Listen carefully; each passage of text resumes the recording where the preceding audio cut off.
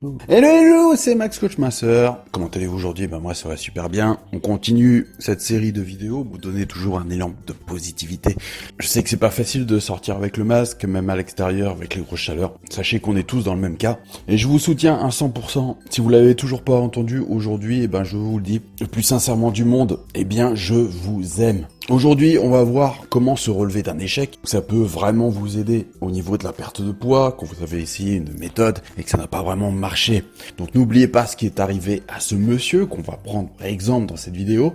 Donc c'est Steve Harvey qui en décembre 2015 était l'hôte du concours de Miss Univers. Donc Miss Univers 2015 se passait à Las Vegas et en annonçant les résultats finaux, il a par erreur nommé la première finaliste, donc Miss Colombie, Ariadna Gutierrez, comme la gagnante du concours. Cette erreur aurait pu marquer la fin de sa carrière de personnalité à la télévision, car ça s'est produit en direct, l'événement a été retransmis sur de nombreuses chaînes, et c'est vraiment l'un des événements les plus glamour.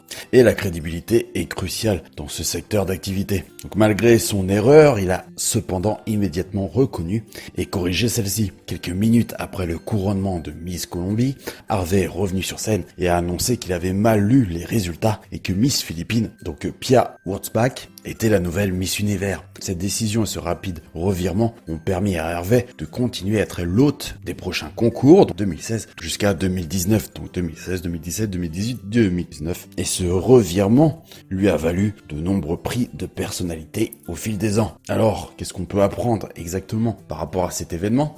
C'est que si on merde quelque part, et si on se trompe, il faut toujours faire des excuses sincères et se corriger immédiatement. Il faut toujours rester humble et partir du fait que l'erreur est humaine et ne pas essayer de camoufler son erreur avec des fausses excuses. Je me suis trompé parce que c'était mal écrit, je me suis trompé parce que ceci, j'ai pas fait du sport parce que j'ai pas le temps, je me suis pas bien alimenté parce que je suis triste. Donc si vous n'avez pas respecté votre engagement envers vous-même, n'essayez pas de justifier cette erreur et essayez de la corriger dès que vous en avez conscience. Vous avez manqué une date butoir, vous avez manqué un rendez-vous, excusez-vous et corrigez-vous. Et cela va de soi dans tous les aspects de la vie, donc que ce soit les affaires, les relations, la santé, la communauté, la perte de poids. Je sais que ce n'est pas facile, mais on va se l'avouer, ce n'est tout de même pas très compliqué.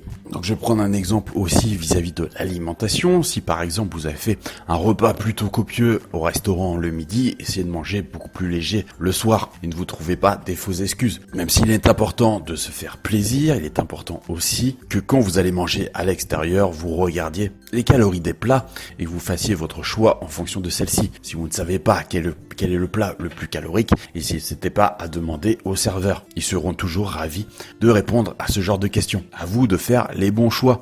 Mais il ne faut pas non plus trop se priver. N'hésitez pas à prendre un plat un peu léger comme une salade et vous faire plaisir sur le dessert. Ou de faire le contraire, d'avoir un plat plutôt copieux comme une pizza et de faire l'impasse sur le dessert. De prendre par exemple simplement un thé. Bien sûr au restaurant c'est un peu compliqué de ne rien prendre quand les gens prennent quelque chose, mais vous avez toujours des substituts qui permettent de partager un bon moment, de partager un moment important avec vos proches autour d'une table, mais surtout faites les bons choix. Voilà, j'espère que cette vidéo va vous aider. N'hésitez pas à faire un tour donc sur mon site fatatacoaching.info où je vous donne gratuitement mon livre Les 50 meilleurs conseils minceurs. Vous avez juste à rentrer votre adresse mail, vous le recevez directement. Je vous donnerai aussi tous les jours des conseils minceurs, donc directement sur votre adresse mail. Donc pensez à mettre l'adresse dans vos favoris ou dans votre liste de contacts. Donc l'adresse mail qu'il faudra mettre dans votre liste de contacts, vous l'aurez au moment où vous allez taper votre adresse mail sur le site. Pour vous parler un petit peu de ma vie, parce que je sais que ça intéresse certains d'entre vous, sachez qu'on avait prévu de faire une semaine un peu plage, d'aller à la plage de temps en temps vu que j'habite à côté de Bordeaux. Mais c'est vrai que c'est plutôt compliqué parce que le mois d'août est assez pluvieux comme tous les mois d'août. Juillet c'est souvent très beau avec de fortes chaleurs et canicules et le mois d'août c'est souvent un mois très pluvieux. Donc il n'y a pas de surprise si vous prenez vos vacances souvent au mois d'août, vous avez pu le remarquer si vous partez pas à l'étranger. C'est plutôt compliqué en France, il y a énormément de pluie. Donc c'était le petit point météo du jour. Non, sans rigoler, voilà. Vous en savez un peu plus sur mon quotidien. N'hésite pas à me laisser tes questions en commentaire, j'essaierai d'y répondre le mieux possible. Voilà, je te remercie, je te dis à bientôt pour une nouvelle vidéo. Bye.